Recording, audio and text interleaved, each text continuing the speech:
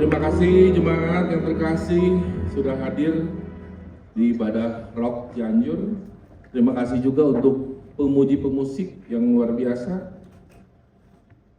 Terima kasih atas pelayanannya.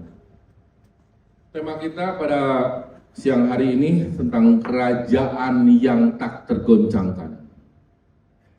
Kita sepakat dulu ya, biar satu server nih sama semua jemaat, biar satu frekuensi, bahwa kerajaan yang tak tergoncangkan itu adalah kerajaan Tuhan. Oke? Bukan bisnis kita, bukan pekerjaan kita, bukan hidup kita, tapi kerajaan Tuhan. Oke? Satu server dulu ya, bahwa kerajaan yang tak tergoncangkan itu adalah kerajaan Tuhan. Maka dari itu kita harus siap berjuang, siap menerima tanggung jawab ini supaya apa? Supaya di dalam hidup kita berkemenangan. Ya jemaat ya, Bapak Ibu semua, bahwa hidup kita selalu berkemenangan itu. Next sobat. Tema kita tentang kerajaan yang tak tergoncangkan ya. Next. Full metal. Ayat Alkitabnya di Ibrani 12 ayat 28. Jadi karena kita menerima kerajaan yang tidak tergoncangkan dengan cuma-cuma, Bapak Ibu. Kasih karunia Tuhan itu diberikan kepada kita itu cuma-cuma. Talenta yang sudah Tuhan berikan kepada kita itu cuma-cuma. Kasih karunia tuh udah dikasih free will, udah dikasih karunia, udah dikasih talenta sama Tuhan. Nah, gimana sih cara kita mempertanggungjawabkan itu? Apakah harus dengan kekuatan kita sendiri? Apakah harus dengan kekuatan Tuhan? Atau gimana? Ya sudah pasti harus pakai kekuatan Tuhan, Bapak Ibu. Kita sendiri, kepintaran kita, kekayaan kita, hal-hal yang hebat menurut kita atau menurut lingkungan kita, itu nggak bisa, Bapak Ibu. Jadi, kitanya harus bersemayam dalam firman Tuhan. Kitanya harus mau menerima karena kita udah dikasih karunia yang cuma-cuma, kita harus siap menerima kerajaan Tuhan di dalam hidup kita, di dalam hati dan pikiran kita. Jadi jangan sepelekan, kerajaan Tuhan talking nggak penting-penting amat lah. Nggak bisa, karena hidup kita akan sangat tergantung dengan kerajaan Tuhan gitu ya. Nah, gaya hidup apa sih di kerajaan Tuhan supaya kita tidak tergoncangkan? Gimana sih supaya hidup kita tuh gaya hidup apa supaya kita nggak tergoncangkan? Kita next, kita baca lagi, sorry. Marilah kita mengucap syukur dan beribadah kepada Allah menurut cara yang berkenan kepadanya. Di situ ada tulisan, marilah kita mengucap syukur. Ini penting Bapak Ibu. Terkadang kita lupa bersyukur. Sangat lupa. Kita inginnya berkat terus. Bapak Ibu ya, saya beberapa hari yang lalu ada pelayanan dengan Pak Ampi di Cirebon.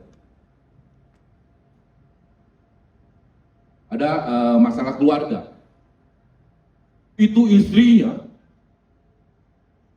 Nanti bapak-bapak pun saya menangin ya. Sekarang bagian istri dulu. Itu istrinya ngoceh terus 1 jam sama suaminya. Enggak inilah, kok ini suami saya nih cari duitnya nggak bisa, sampai bibirnya monyong-monyong. Itu depan suaminya loh. Ini suami saya malas. Ini suami saya bla bla bla. Saya kaget juga. Saya sampai bu udah bu kata saya. Kasihan suaminya. Saya juga laki-laki ya. Merasa harga diri saya tercabik-cabik di situ. Bukan bela ya, tapi karena mungkin agak salah ya ibunya ya, pernyataannya salah gitu ya, menganggap enteng suaminya dan sebagainya gitu ya.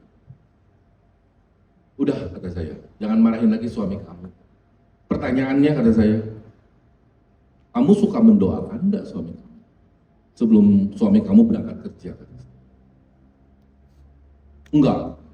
Yang saya bisa saya marah aja sama suami saya. Kan udah ngaco kan di situ kan. Ada ucapan syukur gak di hidup ibu itu? Nggak ada. Anak udah banyak. Kata saya bilang begini ke ibu, Bu, ibu punya anak 3, kata saya. Saya belum punya anak, kata saya.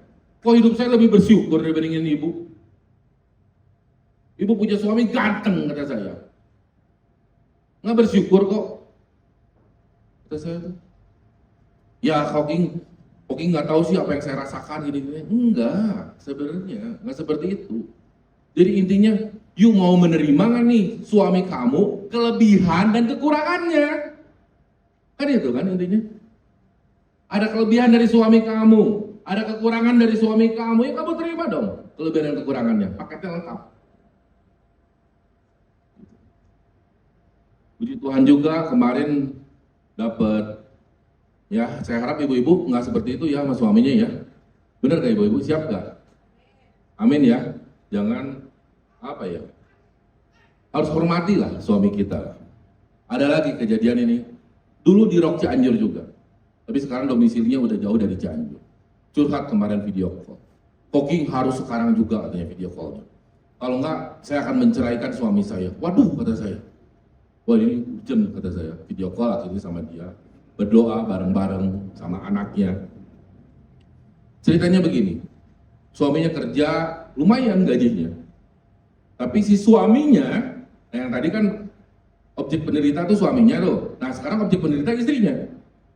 Suaminya judi slot setiap hari.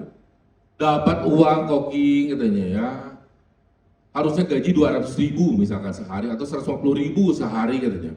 Yang buat nyampe ke rumah hanya 50.000, hanya 30.000. Karena suaminya judi slot. Jadi marilah kita mengucap syukur ya Bapak Ibu ya, dalam segala hal, apapun itu. Bapak Ibu sekarang sehat, datang ke gereja ini, itu impian loh orang yang lagi di rumah sakit. Setuju dong? Itu impian loh. Bapak Ibu punya kaki, punya tangan untuk bekerja saat ini, itu impian yang tunda daksa. Bapak Ibu bisa bernafas dengan normal tanpa bantuan alat, itu impian orang yang di IGD, yang di UGD.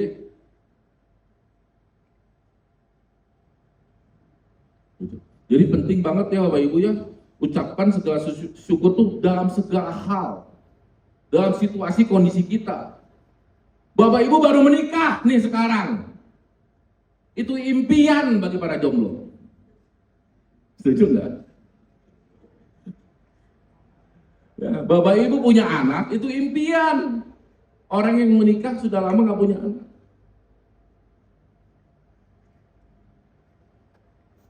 Bapak Ibu punya pacar, adik-adik yang punya pacar, itu impian juga bagi yang jomblo.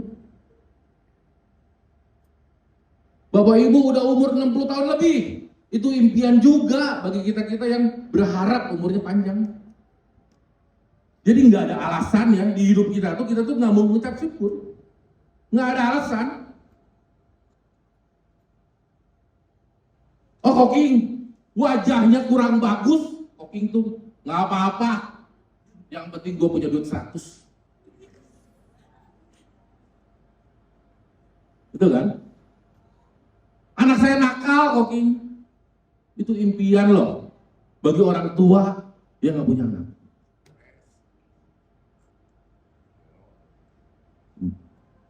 Jadi penting ya Bapak Ibu ya, kita harus ucapkan syukur dalam segala hal, dalam hal apapun itu. Ucapan syukur itu harus kita doakan dan kita lakukan. Nggak bisa kita hanya doakan aja, kita harus lakukan pun. Ya. Dan beribadah kepada Allah menurut cara yang berkenan kepadanya dengan hormat dan takut. Ya, penting sekali Bapak Ibu ya, kita tuh ada rasa hormat, kita tuh ada rasa takut kepada Tuhan. Supaya apa? Supaya kita ngerti gitu bahwa kalau kita nggak punya rasa takut sama sekali, kita kan bablas. Rambu-rambu dari Tuhan yang udah Tuhan kasih kepada kita tuh kita kan bablas Bapak Ibu. Saya baru sadar waktu dulu saya SMA, di kosan saya dulu SMA, saya tuh ngerasa aneh sendiri. Kenapa Kenapa? Waktu ujian, teman-teman saya keluar nih main. Saya sendiri belajar. Saya tuh ngerasa aneh ya. Kok dia keluar, kata saya tuh, main gitu ya. Happy-happy. Ngerasa hidupnya tuh, apa ya, gampang aja gitu. Sedangkan saya, SMA di sekolah di Bandung, udah biaya dari orang tuanya pas-pasan, ada subsidi juga dari saudara. Jadi ada rasa takut bahwa sekolah yang udah diperjuangkan habis-habisan oleh orang tua saya itu saya harus lakukan dengan maksimal. Pikir saya tuh aneh. Kok hidup saya tuh penuh ketakutan, pikir saya. Tapi ternyata setelah saya sadar saat ini, oh iya, berarti waktu dulu tuh proses yang Tuhan berikan kepada saya supaya saya takut dan gentar. Kalau saya sembrono dalam menjalankan SMA saya, mungkin saya nggak seperti saat ini gitu. Jadi penting ya Bapak Ibu ya, jadi ucap syukur bahwa kerajaan yang tidak tergoncangkan, gaya hidupnya yang harus kita lakukan salah satunya mengucap syukur dan hormat dan takut akan Tuhan. Kita harus punya goal dalam hidup. Next. Yang pertama, gaya hidup apa sih supaya kerajaan tidak tergoncangkan? Harus mempunyai dasar yang benar. Ini penting Bapak Ibu. Dulu, saya sebelum kenal Tuhan, dasar hidup saya tuh uang. Dasar hidup saya ini. Pikir saya, uang bisa membeli kebahagiaan. Ah, gampang istri mah, kasih aja duit yang banyak, diem. Ah, gampang temen mah, saya kasih uang yang banyak aja, pasti saya bisa berteman, saya bisa punya teman yang banyak. Ego saya, pintaran kita, terkadang kita nggak sadar loh. Yang kita utamakan tuh bukan firman Tuhan loh, tapi kepintaran kita loh. Nggak sadar loh. Yang kita utamakan tuh kadang kemalasan kita, kekayaan kita. Jadi Bapak Ibu ya, Bapak Ibu bayangkan. Ini Alkitab ya Bapak Ibu ya, ini buktinya. Ini Alkitab, salah satu Alkitab terbesar di Cianjur. Puji Tuhan ya. Ternyata ya. Ini Alkitab Bapak Ibu ya. Bayangkan Bapak Ibu, kalau ego yang menjadi terutama di hidup kita dan kekayaan yang jadi terutama di dalam hidup kita dan kepintaran, firman kita jadiin yang keempat, misalkan itu belum diapa-apain udah jatuh. Ada banjir di hidup kita, ada badai di hidup kita, goyang dikit aja udah goyang. Setuju nggak? Tapi kalau kita mengandalkan firman Tuhan di dalam hidup kita, tetap tuh kita stabil. Ke gereja tetap kita sukacita. Ke gereja kita nggak pilih teman. Kenapa? Karena bagi kita semua sama. Karena kita udah dikasih karunia sama Tuhan. Tuhan aja nggak membeda-bedakan, apalagi kita ciptaannya kan gitu. Ya penting Bapak Ibu ya. Jadi firman Tuhan itu harus menjadi dasar yang terutama bagi kita ya. Makanya harus mempunyai dasar yang benar supaya gaya hidup kita mencerminkan kerajaan yang tidak tergoncangkan. Next. Ada ayatnya di Matius 7 ayat 24 sampai 27. Setiap orang yang mendengar perkataanku ini dan melakukannya, ia sama dengan orang yang bijaksana yang mendirikan rumahnya di atas batu. Gimana Koking? Rumah kita di atas batu. Gimana sih caranya? Caranya dengan kita lakukan firman, Bapak Ibu. Baca, lakukan. Baca, lakukan. Otot kita akan menjadi kuat. Setuju ya? Otot kita akan menjadi kuat, Bapak Ibu. Jadi bukan hanya sekedar baca firman aja, bukan hanya sekedar ke gereja aja, tapi kita juga harus belajar melakukan firman. Terkadang saya men-challenge diri saya sendiri. Waktu dulu buka ayat ini saya harus bisa lakukan dalam waktu 1 minggu atau 1 bulan. Biarpun nggak masuk akal pikiran saya. Salah satunya ya, ayat pertama yang saya lakukan pada saat saya terima Tuhan 8 tahun yang lalu. Salah satunya 1 Korintus 10 ayat 13. Pencobaan-pencobaan yang kamu hadapi adalah pencobaan biasa. Tidak melebihi kekuatan manusia. Itu salah satu ayatnya. Tuhan tidak akan meninggalkan kamu. Itu intinya. Terus, saya coba nih lakukan nih, ada teman saya dulunya namanya Ko Willy ya. King nih ayat ini. Lu lagi susah kan? Susah urusan keuangan, rumah tangga dan sebagainya. Lu cobalah lakukan ayat ini. Kata saya, masa sih Will? Ini ayat ini hidup gitu? Iya, lu cobain dulu. Jawabannya berapa lama kata saya ke Willy itu. Kata Willy, oh King, lama King, kadang sebulan, kadang 2 bulan. Bener lu ya, kata gua, janji lu ya. Gua mau melakukan ayat ini 2 bulan ya King ya. 2 bulan ya Will ya. Iya King, 2 bulan bisa. Pikir gua tuh ayat firman tuh kayak dukun dulu tuh. Nggak berpikir, ya udah Will, saya coba lakukan. Coba pelan-pelan. Di ekonomi ada masalah, Tuhan besertaku, gitu kan? Di rumah tangga ada masalah, Tuhan besertaku. Mencoba begitu, pelan-pelan. Hati pengen marah, yang dimarahin siapa? Teman saya lagi. Will, belum bekerja mantranya kata saya. King, sabar ya. Sabar, tunggu waktunya Tuhan. Nggak ngerti gua, kata gua. Yang gua ngerti itu waktu jam di rumah. Waktu Tuhan gua nggak ngerti. Sabar King, pasti bisa. Gua bisa, lu pasti bisa. Kata Will itu seperti itu. Ya puji Tuhan. Saya belajar taat di situ. Ya pun saya tahu Will itu bukan pendeta, hanya teman biasa. Tapi saya belajar, dia bisa sukses di kehidupan keluarganya. Kenapa saya enggak? Gitu. Jadi penting ya Bapak Ibu. Jadi kalau rumah kita pengen kuat, pengen kokoh, kita harus banyak lakukan firman. Buat istri, buat anak kita, buat keluarga kita.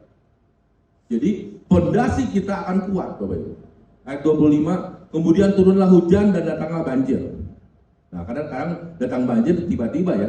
Kayak Cianjur beberapa hari yang lalu hujan besar, ujuk-ujuk banjir.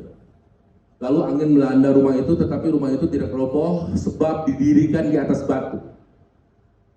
Ayat 26, tetapi setiap orang yang mendengar perkataanku dan tidak melakukannya, ia sama dengan orang bodoh yang mendirikan rumahnya di atas pasir. Nah gitu loh Bapak Ibu. Jadi kalau ada ayat Alkitab yang kita nggak ngerti, atau nggak paham artinya, ataupun kita ngerti, tapi kita udah melakukannya atau belum ya? Karena kan selalu gitu ya. Kalau saya nih, ada ayat firman, wah ini gua belum melakukannya nih. Kita harus tanya ke orang yang berkompeten, ke wakil gembala atau ke CGKK kita masing-masing. Tanya, Gregory nih, misalkan Gregory nanya ke Om Ingging gitu ya. Om, Gregory udah baik belum sama papa? Oh, Gregory, menurut kamu gimana? Menurut Gregory udah, tapi menurut Om belum. Loh kenapa? Nah kan gitu kan. Terkadang kekurangan kita itu bisa terlihat oleh lingkungan kita.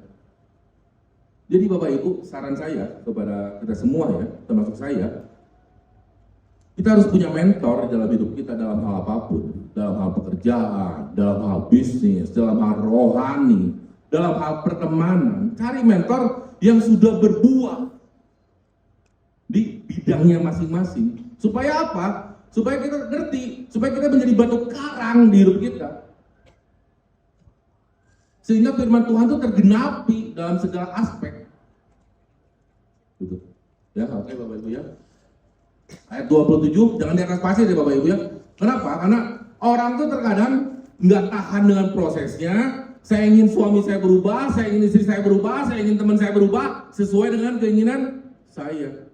Akhirnya setelah teman kita lama berubah, Januari gua tungguin ya, Februari lu nggak berubah, kan gitu kan, manusia kan begitu. Januari Februari gua tungguin, Maret nggak berubah, you and me end. Kan manusia kebanyakan begitu ya. Tapi Tuhan enggak loh, bayangin, kita sambungin lagi sama Tuhan. Kita sambungin lagi sama pola pikir Tuhan. Kita berbuat dosa setiap jam, setiap hari sama Tuhan. Tuhan tetap kasih, Tuhan tetap kasih karunia-Nya sama kita. Nggak berubah tuh. Saya melakukan dosa di hari Sabtu misalkan. Hari Minggu saya tetap bisa ngobrol sama Bapak Ibu. Baik gak tuh? Kita benci Tuhan di hati kita, tapi Tuhan tetap kasih kesehatan buat kita. Gitu ya. Jadi ini penting ya Bapak Ibu ya. Ayat 27, kemudian turunlah hujan dan datanglah banjir. Lalu angin melanda rumah itu sehingga robohlah rumah itu dan hebatlah kerusakannya. Ya gitu lah Bapak Ibu ya. Jadi kalau rumah kita di atas batu karang, ya kita akan kuat. Next. Gimana sih contoh-contohnya harus mempunyai dasar yang benar? Salah satunya mempunyai kerinduan untuk mencari dan mengenal Tuhan. Ini penting Bapak Ibu ya. Nah ini nih kebanyakan nih laki-laki nih, anak-anak muda nih, mau cari pacar aja. Wow, WA. Ya benar ya serialnya. Anak muda kan kebetulan depannya. Benar ya? Wow, WA, udah makan belum? Kamu lagi ngapain? Sedang sama siapa? Kamu gitu, kirim dong sendok kamu. Cari tuh si cowok tuh. Nyari tuh. Nyari belahan jiwanya. Lagi di mana berharap diterima gitu. Jadi kita pun harus begitu ya. Kalau kita pengen kenal Tuhan, kita harus cari. Sama siapa? Sama orang yang sudah berbuah dalam firman. Sama wakil gembala. Ini 24 jam bisa diganggu gembala kita. Ya betul Pak Ami ya? 24 jam bisa diganggu. Bisa diganggu ya, telepon, ganggu aja. Kalau mau nangis bersama, mau curhat apapun curhat aja. Rahasia terjamin di segel. Jadi penting ya. Jadi kita harus punya kerinduan gitu untuk mencari dan mengenal Tuhan. Oke, nggak cocok nih saya nih, ya carilah ya. Tapi lebih baik gembala sendiri gitu. Kenapa? Karena kita belajar, di situ kita belajar loh. Belajar apa? Merendahkan hati kita sama orang yang nggak cocok. Terkadang manusia tuh nggak mau rendah hati ya, pengennya sama yang gua cocok sama dia, gua berarti mau basinya sama dia. Kalau dalam Tuhan kan nggak seperti itu. Tuhan juga berteman loh dengan orang Farisi, pemungut cukai, pelacur. Tuhan berteman nggak? Berteman semua. Masuk ke rumahnya. Gitu. Harusnya kita pun seperti itu, seperti Tuhan. Jangan kita menghakimi seseorang seperti kita Tuhannya gitu. Karena Yesus sendiri nggak seperti itu. Yang kedua, meletakkan dasar hidup yang benar, yaitu Tuhan Yesus, dan selalu menjadi Yesus sebagai tolak ukur dalam segalanya. Ini penting Bapak Ibu ya. Harus Yesus yang menjadi tolak ukur dalam segala hal. Dalam segala hal.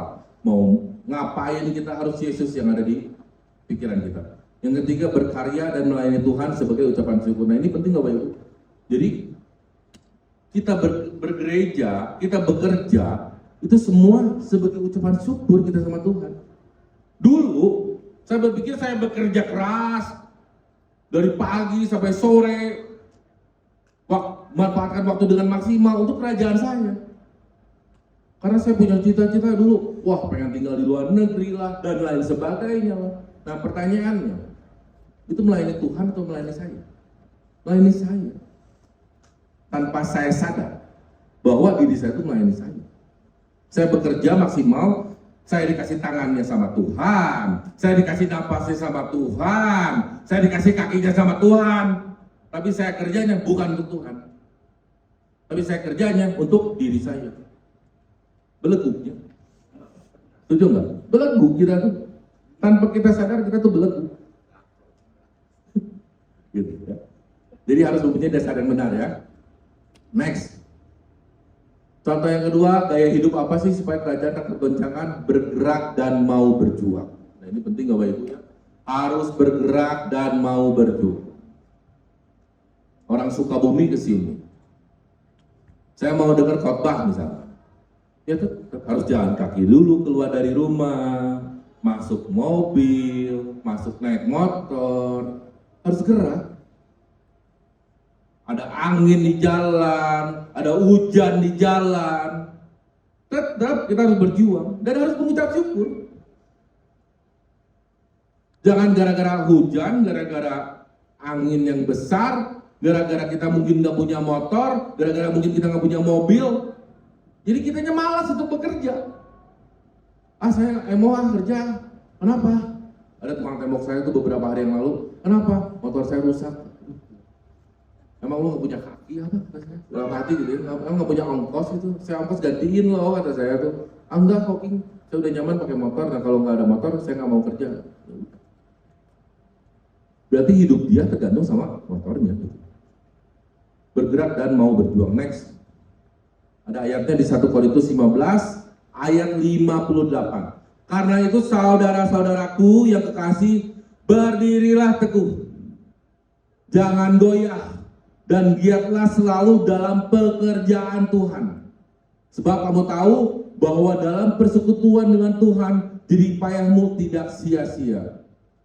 Jadi penting Bapak Ibu ya, kita dalam hidup itu kita harus berdiri kokoh, kita harus saling support satu dengan yang lainnya. Jangan sampai kita bergereja nih di sini nih, ada Gregory misalkan jatuh dalam dosa lah, atau jatuh dalam hal-hal bodoh mungkin yang dia lakukan, kita nyurahin, lu syukurin lu Gregory lu, apa kata gue, apa kata enggak lah Bapak Ibu. Kita semua tuh, talenta kita tuh semua tuh masing-masing berbeda loh. Masing-masing berbeda, ada yang bisa nyanyi, ada yang bisa menari, ada yang bisa berkhotbah, ada yang bisa menggambar, ada yang bisa memasak, apapun. Ada yang orang yang bisanya disiplin, rajin, bekerja keras, bekerja cerdas. Jadi apa untungnya bagi kita menjelekkan orang lain atau kita mencederai orang lain yang sedang berdiri kokoh? Apa untungnya? Lebih baik kita support seperti Yesus kan. Yesus pun tidak menghakimi pelacur, tidak menghakimi pemungut cukai dan lain sebagainya. Nah kita pun harus begitu ya saudara-saudara ya. Harus berdiri teguh, jangan goyah dan selalu giat dalam pekerjaan Tuhan. Ada orang lain yang bilang, ngapain sih lu ke gereja terus? Ya nggak apa-apa. Kita harus giat gitu. Terus ada juga yang seperti ini Bapak Ibu. Koking, saya nggak mau loh ke gereja. Saya nggak mau berdiri teguh lagi karena saya sudah disakit. Saya sakit sama si Gregory. Gregory udah mutusin saya. Dalam hayalan Gregory misalnya. Gregory udah mutusin saya misalkan. Sedangkan orang itu jadi nggak mau ke gereja karena ada rasa sakit hati. Hei Bapak Ibu, percaya deh. Bapak Ibu yang ada masalah di rumah tangga atau dimanapun itu ya, kasih pengampunan, kasih maaf, jangan iri hati kita tuh sama sesama. Jadi terkadang kita tuh sombong ya, oke, saya udah kasih maaf loh sama istri saya udah kasih maaf loh sama suami saya udah kasih pengampunan loh sama teman saya, berarti saya udah jadi berkat ya, kan gitu. Jadi Bapak Ibu, penting sekali ya, kita mengampuni sesama kita, itu kita lebih memberkati diri kita. Lebih memberkati diri kita. Kenapa? Karena pola pikir kita lebih dekat sama Tuhan jadinya. Bisa mengampuni, tidak iri hati, tidak marah sama orang.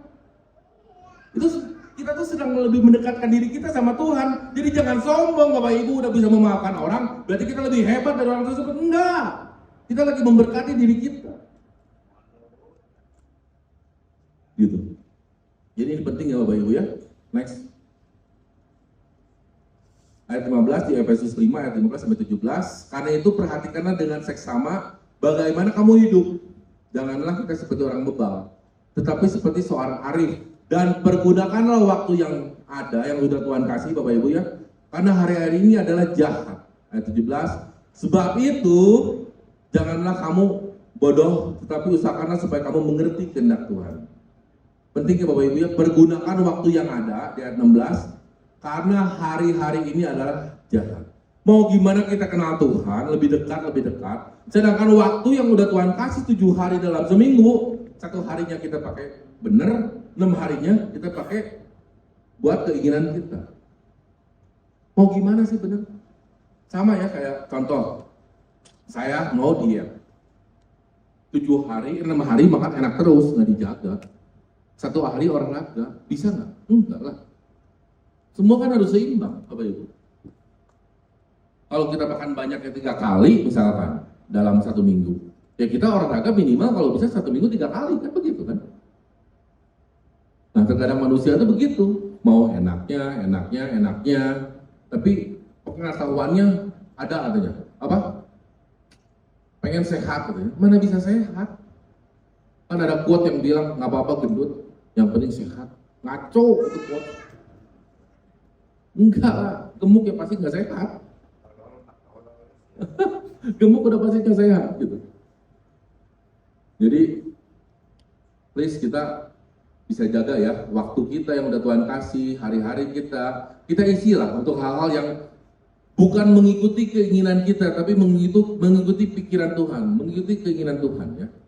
Jadi kalau kita nggak seneng komsel misalkan, saya nggak suka loh komsel dengan grup A, ya nggak apa-apa, coba kita terjun, bersekutu dengan mereka, tak kenal maka tak sayang, rendahkan hati kita gitu. Kita selami hati dan pikiran mereka. Jangan kita ngotot, manusia itu kebanyakan ngotot dengan keinginannya yang menurut dia pas. Nah kalau kita balik lagi ke pikiran Tuhan, manusia ada 8 miliar nih di muka bumi. Yang pas dengan pikiran Tuhan paling berapa juta sih? Dari 8 miliar loh. Bener kan? Tapi Tuhan tetap kasih karunia buat kita masing-masing. Nah kita harus seperti itu ya, pola pikir Tuhan ya. Jadi jangan membeda-bedakan, jangan mengotak-kotakan pikiran dan hati kita gitu. Next. Contoh bergerak dan mau berjuang, tetap tekun dan fokus pada tujuan ini penting ya dalam pekerjaan, cita-cita kita. Misalkan contoh lagi Gregory, fokusnya mau jadi pengusaha.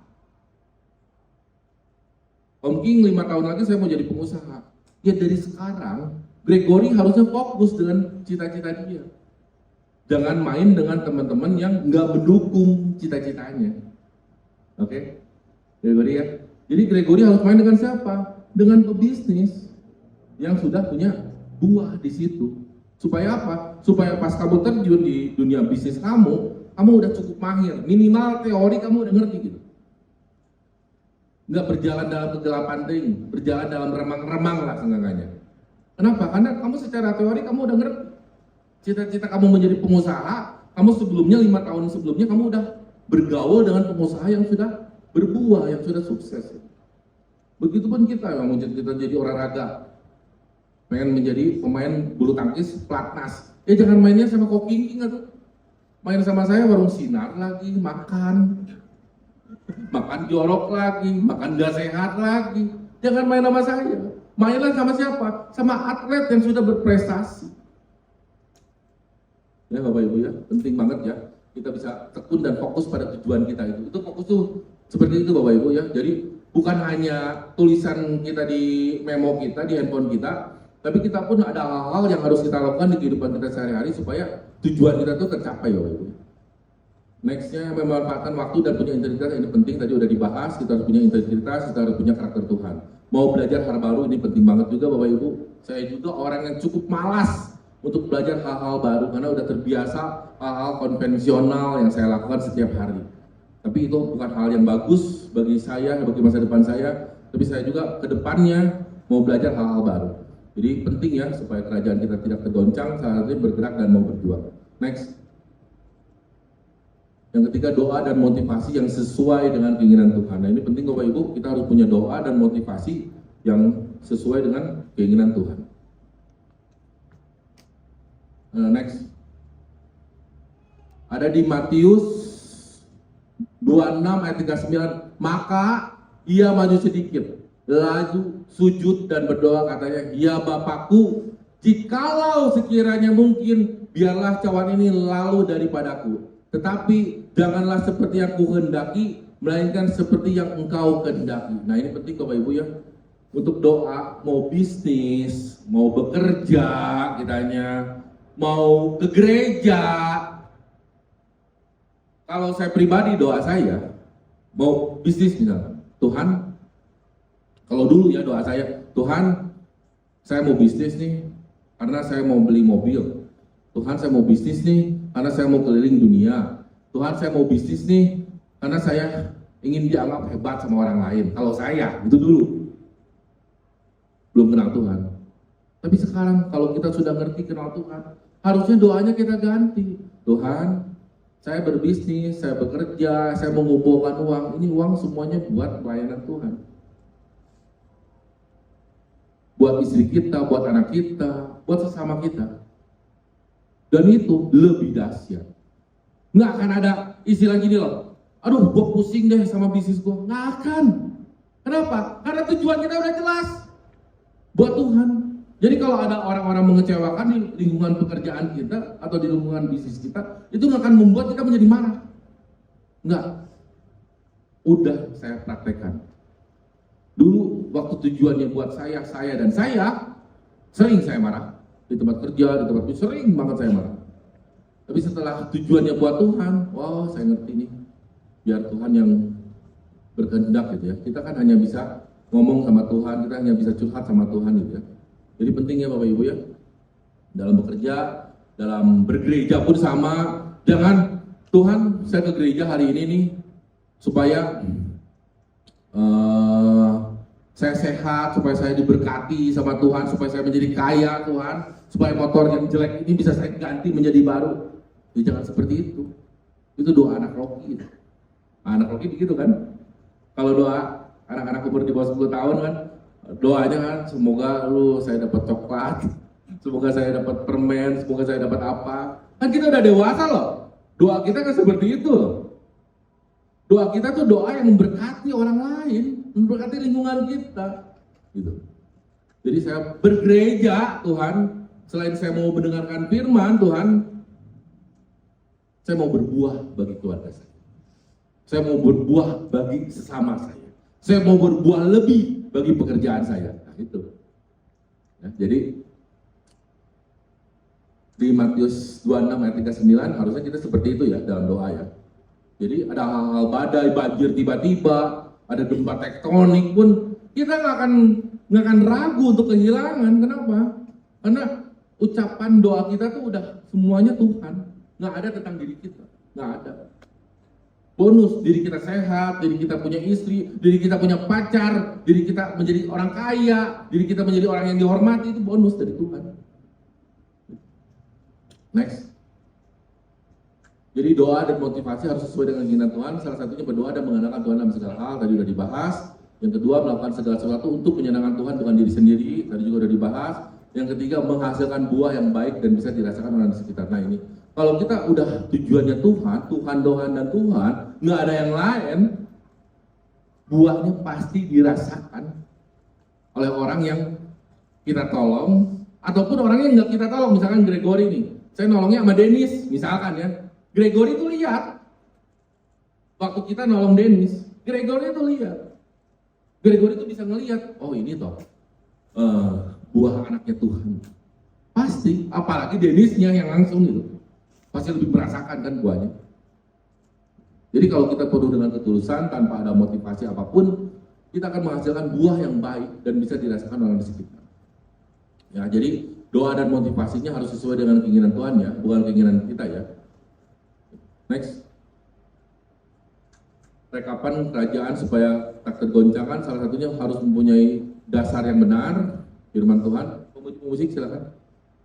Harus bergerak dan mau berjuang, doa dan motivasi harus sesuai dengan keinginan Tuhan. Kami percaya bahwa apa yang kita lakukan di kehidupan kita nggak pengen kerajaan kita tergoncang. Setuju nggak Bapak Ibu? Setuju ya? Jangan sampai ada banjir tiba-tiba masuk rumah kita dan akhirnya kita kalut di situ. Udah banjir masuk, terkadang manusia begitu ya. Udah banjir masuk, udah masalah masuk, baru udah ngap-ngapan. Cari orang pintar, cari orang yang bisa menolong kita. Jadi kita sebagai anak Tuhan harusnya sedia payung dulu sebelum hujan. Ya, kita berdoa, kita andalkan selalu Tuhan, latih otot kita, pikiran kita, hati kita, supaya kita menjadi pribadi yang mandiri dan dewasa dalam Tuhan. Oke, terima kasih buat jemaat yang sudah mendengarkan.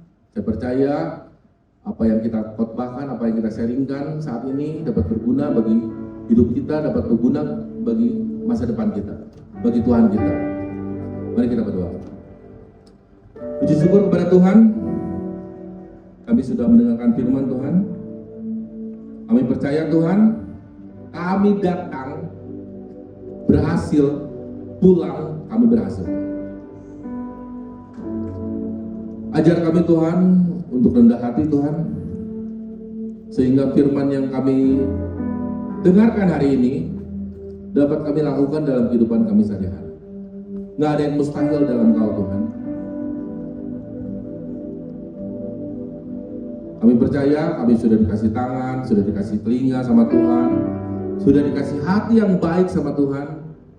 Kami akan pergunakan untuk kepentingan Kau Tuhan, bukan untuk kepentingan kami, bukan.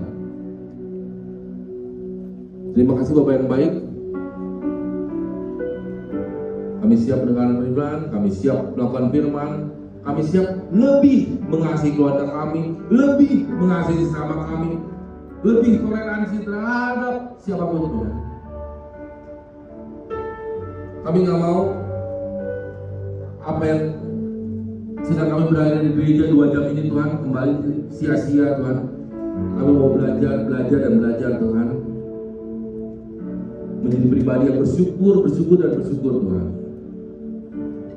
sehingga hidup kami penuh dengan firman-Mu Tuhan. Hidup kami penuh dengan keinginan firman-Mu Tuhan, bukan dengan keinginan kami pribadi Tuhan. Karena kami percaya keinginan pribadi kami belum tentu benar Tuhan, tapi keinginan Tuhan pasti benar. Terima kasih Bapak yang baik. Kami sadar kami banyak kekurangan, tapi kami mau berubah. Kami mau diproses waktu demi waktu, lama atau sebentar Tuhan yang tentukan. Kami siap berdiri kokoh Tuhan. Kami nggak mau menjadi anak rocky Tuhan, kami mau menjadi orang dewasa Tuhan dalam beriman, rohani, karir, pekerjaan kami mau menjadi orang dewasa Tuhan. Terima kasih Bapak yang baik. Kami sudah diberi kesempatan untuk hidup sampai saat ini. Kami berjanji kami akan memaksimalkan hidup kami. Terima kasih. Kita yang sama-sama mau melakukan firman Tuhan, katakan amin. Terima kasih jemaat.